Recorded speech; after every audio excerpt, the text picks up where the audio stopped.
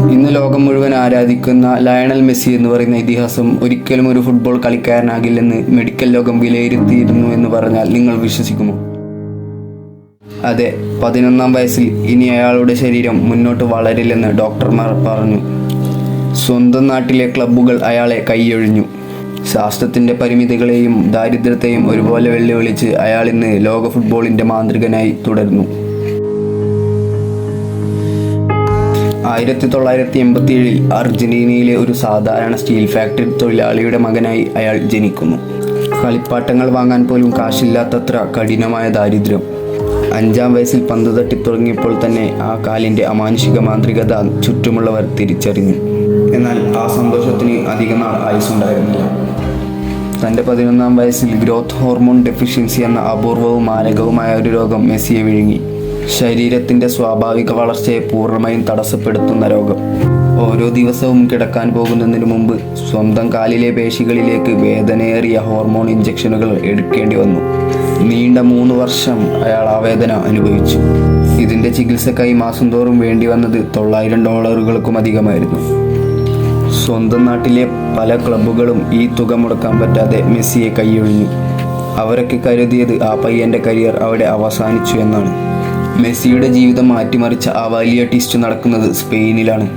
മെസ്സിയുടെ കളി നേരിട്ട് കണ്ട് അത്ഭുതപ്പെട്ട സ്പാനിഷ് ക്ലബ്ബായ ബാഴ്സലോണയുടെ സ്പോർട്ടിംഗ് ഡയറക്ടർ കാർലസ് റക്സാച്ച് അവനെ എങ്ങനെയെങ്കിലും തങ്ങളുടെ ക്ലബ്ബിലേക്ക് എത്തിക്കാൻ തീരുമാനിച്ചു. മെസ്സിയുടെ ചികിത്സാ സഹായം ക്ലബ്ബ് ഏറ്റെടുക്കാമെന്ന് ഉറപ്പു നൽകി.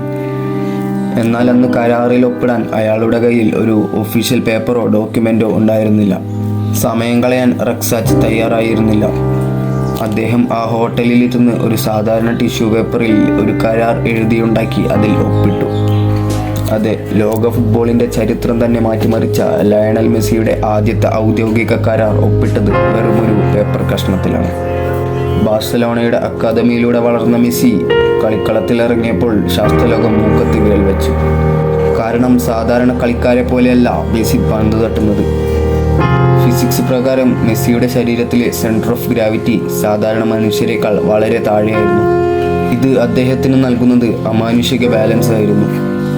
എത്ര വേഗത്തിലോടുമ്പോഴും 1 മില്ലി സെക്കൻഡ് കൊണ്ട് ശരീരത്തിൻ്റെ ദിശ മാറ്റാൻ അയാൾക്ക് കഴിഞ്ഞിരുന്നു. മറ്റു കളിക്കാർ ഓടുമ്പോൾ അവരുടെ കാലിൽ നിന്ന് പന്ത് ദൂരേക്ക് പോകും. എന്നാൽ മെസ്സി ഓടുമ്പോൾ കാന്തം പോലെ പന്ത് അയാളുടെ കാലിൽ ഒട്ടിപ്പിടിച്ചിരിക്കുന്നതായിട്ടാണ് കാണികൾക്ക് തോന്നിയത്.